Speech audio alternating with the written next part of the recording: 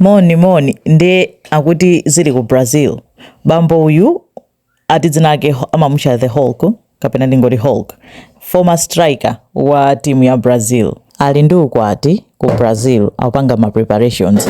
Anapanga kale mwambo wa kwa registrar anasainira mu 2020 koma panopo afuna akapangeno ukwati ku chalichi.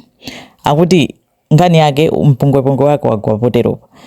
Hulk analipa ukwati, analipa banja kwa zaka 12 ndi mayi uyu dzina lake Iran. Anaberekerana ana atatu.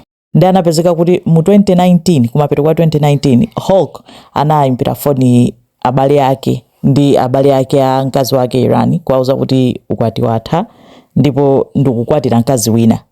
Nde anthu uyi akuti akwatira mkazi wina. Nde mpungwepungwe unagwa poti mkazi winayo ndi ndani. Mkazi wina amene amati afuna kukwatirayo nkukhala nisi wake wa mkazi wake kapena nditi nsuwani wake wa mkazi wake kandi mwana wa sister wake kapena mwana wa brother wake wa mkazi wake. Nisi wakeyo ndi cousin wa ana ake. Ndi anauza anthu kuti afuna kukwatira ameneyo. Anangowauza anthu zimenezo 2019 sanatenge nthawi anamukwatira, anakapanga register ukwati mu 2020.